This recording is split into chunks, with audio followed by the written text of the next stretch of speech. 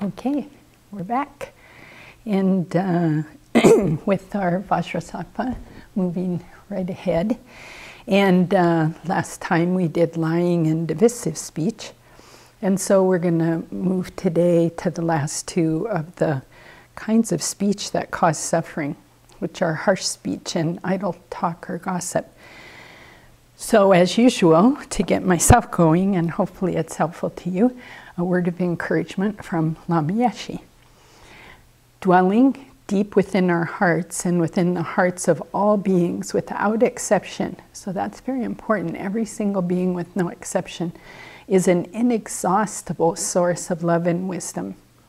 So it's there, we just aren't always in touch with it, but it's inexhaustible, it's never going to wear out.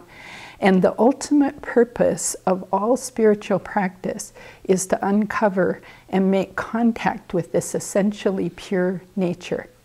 So this is really what we're up to with Vajrasattva kind of purification. We're trying to uncover this very pure, inexhaustible source of love and wisdom, which is our true nature. Now the other thing about Vajrasattva purification, I want to say, except maybe that's harsh speech, is that we keep bumping into karma and having to think about karma, because we really can't kind of maneuver our way through here without doing this. And since we're always working with karma, it's good to just remember these four things about it. Good news is positive always leads to positive. It's, you know, if we do that, we're going to get those kind of positive results. Negative always leads to negative, so not so great. Second thing is the effects of karma are never lost. It's not like we'll do it and there won't be any effect in the future. So again, with positive, that's wonderful news. We will reap the effects of that. With negative, well, that's why we're going to need to purify. And then these will be experienced unless they're purified. And the fourth thing about it is very small kinds of acts of speech, which we're focusing on now, our body or mind, can lead to very large results. And we can see this in any kind of historical incident, very small kind of changes that occur that cause huge, huge effects. Or we can even see it in nature. A tiny seed makes a giant tree with these cooperative conditions. So, you know, that very small thing is more like how the karma is. So again, positive and negative. So let's focus on these two kinds of speech. Harsh words. Well, again, my mind is so habituated to harsh words. One of the things I thought about today was, mean people suck. This is a bumper sticker. For those of you who aren't from the US, this is a bumper sticker, mean people suck. And so I thought, yeah, gosh, harsh words, I just hate harsh words. You know, mean people just suck. Why don't they just stop? And then I went, whoa. What are you doing? There it is, you know, the habit. I'm blaming someone else, those mean people, not me, and they suck, you know. And it was really a good, like, boomerang in my mind that just went, wow, there you go. So harsh speech is speech with ill will. It's based on either ignorance, aversion, and attachment, or three usual poisons, and it's completed when the person comprehends what you've said. So this is so habitual. Venerable says it's not only habitual, but it's so illogical to use harsh speech. We get the exact opposite of what we want. So think about that. You know, you're trying for something, you use harsh speech, you get the exact opposite. And we're studying MVC now at the Abbey with Marshall Rosenberg, and that's also so clearly carried out with this, that if we can't get in touch with our needs, our feelings, and ask for what we need, this anger will arise and we'll use harsh speech, and we get the opposite, exactly opposite of what we wish we were having. So Venerable points out that people often just want to feel that others are hearing what they're saying and that their pain is acknowledged. So this is if harsh speech is coming at you, not to retaliate with harsh speech. But as Marshall Rosenberg says, never hear what they're thinking about you. Only hear, I need something and I don't have it and I'm feeling thus and so. That's not what they're saying, but that's what we strive to hear. And we stop hearing harsh speech, and then we don't retaliate with harsh speech. For ourselves, we can check in with our feelings and needs ahead of time. And what I'm finding with this MVC, and thinking about the Vajrasattva purification on this one, is that I engage a whole lot less in harsh speech in my mind. If I stop the mean people suck kind of way and just go, wow, what are you needing right now? What are you feeling right now, Zopa? And just check in a kind of gentle way, and it cuts it. So those are some methods besides our beautiful Vajrasattva purification pouring down, and I'll talk in a minute about how Ladi Rinpoche describes that visualization. But this really cuts it, and we can overcome the anger that's associated with it. So that's whether it's coming at us and we have to check our retaliation type response, or we're about to do it. I was going to say something else there, but maybe it'll come back. Oh yeah, the results of harsh speech. Well, you know, results similar to the cause are always there. So if you've ever experienced it towards you, you know you've engaged in it, even if you can't find the specific times. And that's the cycle that'll just keep going on and on and on. And the other result I thought was interesting. You'll be reborn where there are harsh tree stumps and prickly bushes. Just thinking about our forest before we go in and clean it up. But after we clean it up, it's very, very nice. So we can always just, you know, in some ways I was thinking too about having come from a Judeo-Christian background. You know how much you hate having harsh speech come at you? Don't forget that too, you know? I mean, really, we just don't want to do this anymore. So let's catch ourselves.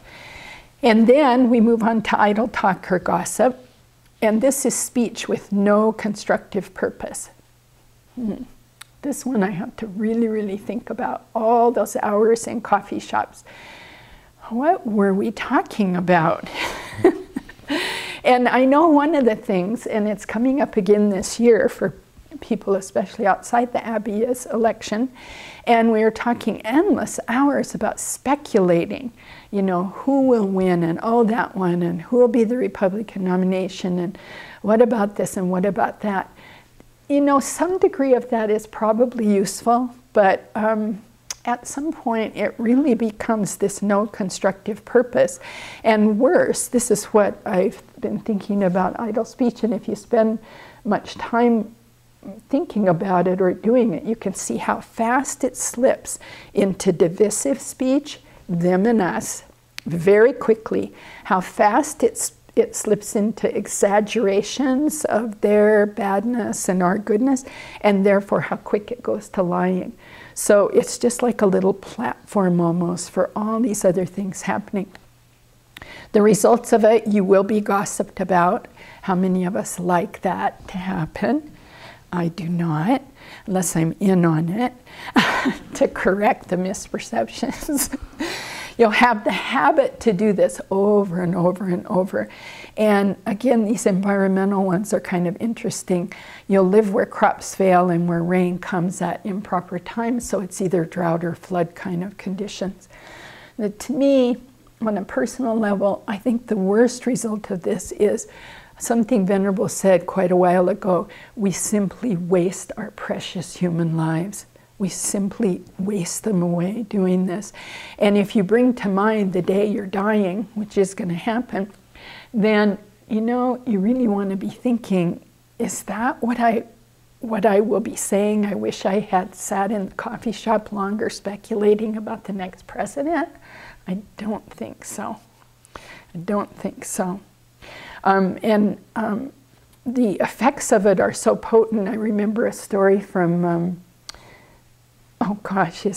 Jeffrey Hopkins was here, and he was talking about, oh no, it was in his book. He wasn't talking about it. He was accompanying his father as his father died in the hospital, and when he came, he noticed the television set was on, which it is a lot in hospital rooms, and you can ask to have it turned off, but I don't know if people don't know that or feel powerless, or maybe they're part comatose or whatever. And he turned the TV off and then just sat with his father, who was kind of in and out of consciousness, and then his dad said, "Oh my gosh, you won't believe what's going on in this hospital," and he asked him about what, and his dad started telling the soap opera that was happening on the TV when Jeffrey had come in. So this kind of idle talk, idle entertainment, idle engagement of our mind in these meaningless things can be so potent at these kind of times, and just in our regular life. Venerable pointed out it's not idle talk if it's done with a good motivation. So an example of this might be you're meeting with a stranger, they come in to visit the Abbey, and you don't go, "Oh my God, I can't engage in idle talk, so hi," and then you're off. You can say, "How are you?" and chat a little about family and stuff. But again, we just need to watch the slippery slope, how our minds are the ones that are going, to these other very difficult things. Okay, so Vajrasattva purifies all of this. This is called the expelling upward. I talked about it last time, but now I want to share what Ladi Rinpoche says. He says, imagine the nectars and light rays descend from Vajrasattva into your body, and they fill you from the soles of your feet up. The nectar fills your whole body. And Venerable Jigme said something this retreat that's been so helpful for me. Really pay attention to the parts of your body that you kind of leave out and you kind of don't go there with the pure nectar and light. Because it's interesting to kind of explore, oh yeah, I always do it through here, but what about there? Why am I leaving that out? So you want to get every nook and cranny. It's like pouring water into an empty bottle, and any dirt on the bottom is carried upward and spills out the top through your sense faculties, mouth, eyes, ears, nose. At the end, he says, no matter how many mantras you recite, develop a very strong conviction, and every teacher says this, I have actually purified all these negativities. He says it's important to generate this so we don't waste time on doubt or any kind of backtracking. Now, he says, if as you probe deeper in, I know those of you listening and those of you here in the room for sure, you go into this accumulation of negative actions just in this lifetime, you will become quite surprised. And this is a quote from Ladi Rinpoche, you will wonder, how could I have ever done these negative actions? And I have found this as we peel layer after layer off, like, oh my God, that's really disgusting. Was I crazy at the time? He says, yeah, we were, So we would bring that kind of compassion that we would to someone who was just literally out of their mind, under the influence, just like a puppet, under the influence of the obscurations and affliction. You'll be amazed at the quantity of negative actions you've done. But he says, purification is possible always. One Kadampa master said, because the nature of all functional things is impermanent, if someone engages in the practice of purification, accumulates merit, practices visualizing, and does the sadhana with great effort, which is what we're doing, all of us, what may now seem impossible to achieve, like high realizations, will come about one day. And Ladi Rinpoche reminds us in that piece of what he wrote, about Angulimala, who killed 999 people and intended to kill the Buddha. But later, through strong regret and ethical actions, he engaged in correct methods to purify them and became a very successful person who's probably completely realized by now. And then Ladi Rinpoche ends this by saying, this is the power of the Dharma. and it is the kindness of the Dharma. So let's keep going.